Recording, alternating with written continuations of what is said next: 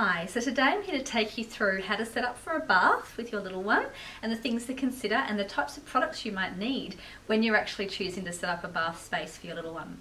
So in our experience as mothers and in current general recommendations, they do now say that you could typically think about just sponge bathing your baby for the first 1 to 4 weeks of your little one's life, because their skin is so delicate and soft, and it will dry out if you're fully immersing the baby in water continuously, as well as the fact that we want the umbilical cord to dry up and fall off as quickly as possible.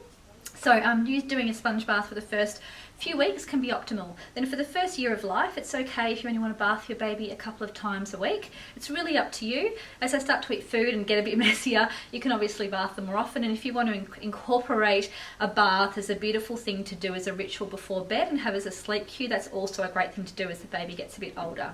So some of the things you want to consider before you do start is making sure your room is warm. So having the room set up in a nice warm environment is really important. You want to make sure that you're doing it at a level as I am here, or maybe even a little bit higher, so that you're comfortable, you're not bending too much and you're not putting a strain on your back and spine, and not having to brace with your abdominal muscles too much when you're leaning over. You also want to consider making sure that you set up everything before you bring your baby into that space. You can also do it on the floor if you're safe to get down the floor, then get back up safely. Again, if you have had a Caesar, or if you've had any complications with your pregnancy, or you have any ailments within your body, it might not be great to be getting up off the floor on your own. So maybe doing it up at a table is best. So you can use a kitchen table, you can use a change table, a table as I have here. Anything that's nice and flat and clean and that is a good height for you is great to think about. So you want to make sure you have everything set up, as I said, before you bring your baby. I've got my baby over here in the cot, waiting for me to start the bath time routine. So what I'm going to do is I'm going to make sure I've got, as I said, a nice flat surface, probably a change mat on top of something else nice and soft so it's comfortable for the baby. I'd bring everything nice and close to me to make sure that I'm not, and typically I'd be standing at this end, but for this presentation, for presentation purposes, I'm going to stand at this side so I can show you everything. But typically you're best to be standing at the end of the table and have a bit of a shorter space, so you can reach everything up the end here. So the reason we've put it up this end, all of the products we're going to be using and all the items that we're going to be using today, is to keep them out of the firing line. So if you'd imagine your baby lying here, their bottom being in this area, if it was a boy doing a wee, they have a bit of a fountain happen. So if you had everything down here, when they do a wee, it might typically get quite wet. You need to start from fresh again. So having everything out of the line of fire is also a really good thing to think about. So some of the products that you will need, as I said, a change mat you'll need a change of clothes as well, an extra towel. So 2 towels is recommended. One will go underneath the baby and one will be as a spare in case you have an accident. You'll have these beautiful face washers. So face washers are also a great thing. You also want to consider having a bowl of warm water, obviously to use to bath the baby, some bathing products, some nappy rash cream or a barrier cream of some sort, a beautiful hairbrush. Our goat's hairbrushes are lovely for stimulating hair growth, doing a bit of massage, and I guess loosening up some of that cradle cap at the top of the baby's head, which I'll demonstrate when we have the baby up here. And we've got 3 nappies, again, just in case we have accidents. Always great to be prepared. So they're the main key things you want to make sure that you've got with you before you actually bring your baby over to the space that you're going to use. So I'm just going to grab our bub up now. So we'll imagine the baby's just come from having a sleep or laying down somewhere, all swaddled and ready to be undressed. So again, we'll make sure we're in a nice warm space so the baby feels comfortable, you feel comfortable, and you've got everything set up before you begin. So I'll just start by undressing our bub here. Got the baby all nice and swaddled. And then I've popped the baby in a grow suit here for demonstration purposes again, because typically you might find that you'll have your baby in a grow suit more during the day and then maybe a sleep suit, which I'll show you in a moment, at night time. So we would just, if you need to check the nappy, you've got dual zips with these, which is great, but we're completely undressing the baby now. So we're going to zip from the top down to the bottom and remove that grow suit. We'll just pop that there. Then we'll remove the singlet as well. Now I've got, as you saw there, I've got the bodysuit singlet with the clips at the bottom, and I typically would say that they can be really good for use during the day because it stops that singlet from riding up underneath the grow suit. But again, it's completely up to you. You can use a traditional singlet, which I'll show you in a second, or you can use the bodysuit singlet with the clips. It's totally up to you. So then we would grab our towels. So we've got our My First towel here, and all of our towels are hooded at Purebaby. All the beautiful loop pile fabric, really comfortable, stretchy, absorbent for your little one to be using for bath time. So we'll wrap our baby up just to keep them really comfy, and using a hooded towel at this time can be great because they do lose most of the heat through the face and top of the head because they do have that open fontanelle there.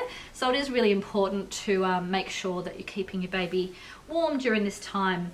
And when we are going to be doing a sponge bath, it's always good to consider making sure that you've got your baby fully wrapped and comfortable, and that their face is exposed, and you're going to always start with the face first.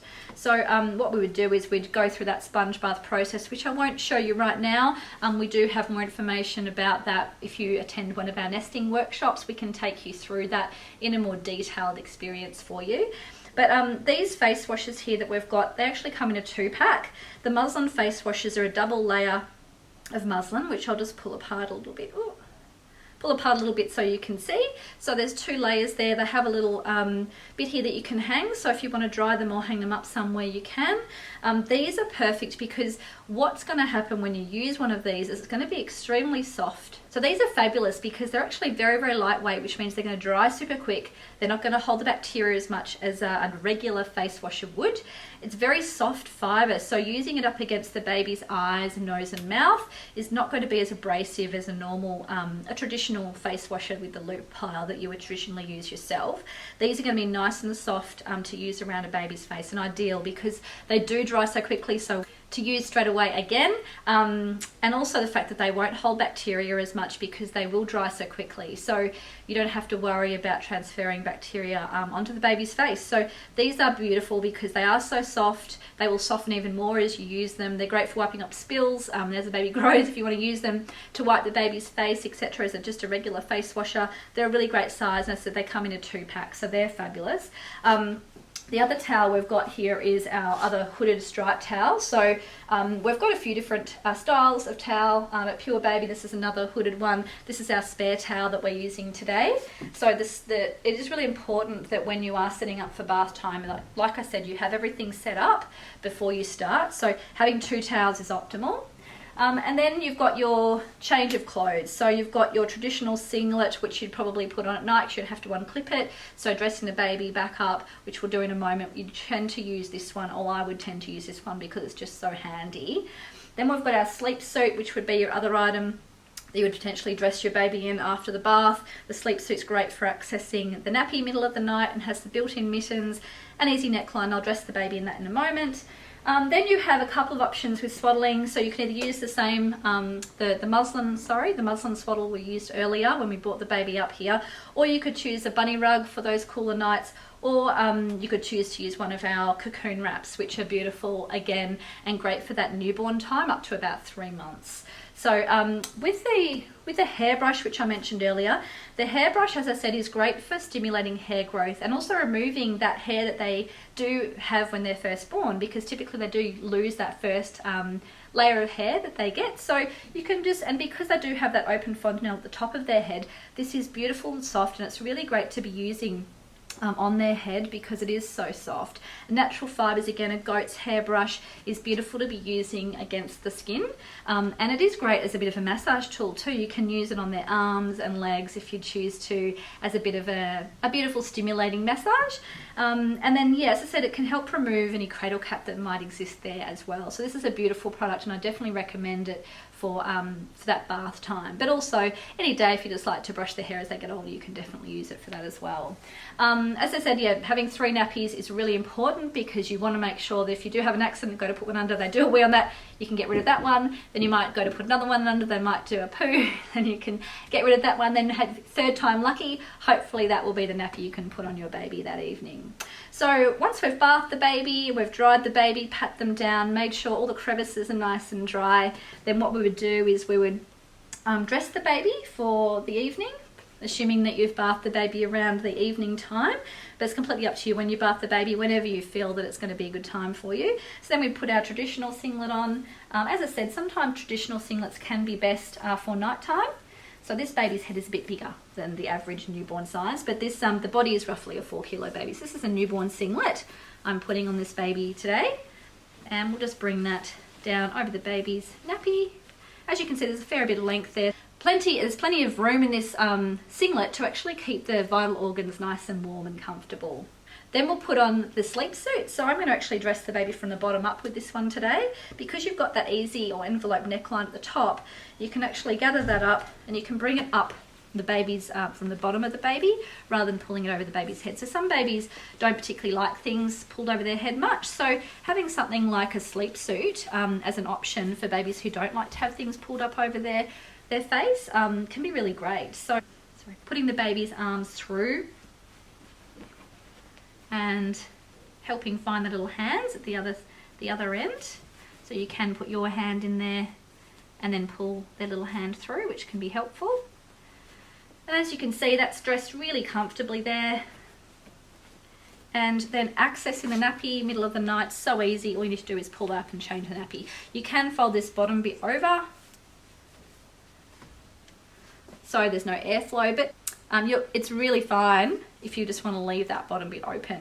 So you do get a bit of airflow. For babies that suffer from nappy rash and that sort of thing, that can be really great. So then you can swaddle over this sleep suit as well. Then you potentially wrap the baby in anything you choose. So we might swaddle the baby in the cocoon wrap today. So we'll just pick the baby up. Get used to doing everything with one hand. A football hold for the baby can be really good at this point in time. I'll move our towel to the side there. And then we would lay our cocoon wrap out, or I swaddle out, lay the baby on the cocoon wrap. We bring this bottom part up, tuck that underneath the baby, then do one arm over, then we do one side over, roll that to the side, tuck that under, and then we bring the other side over, and then tuck that one under. And then we've got our baby all wrapped and ready for bed. So there's a bit of a bath time routine for you. I hope that's been useful. I know there's lots of information there to take in, but hopefully it's told you a little bit about the products that we have here at Purebaby and how they might be useful during a bath. So thank you so much and have a lovely day.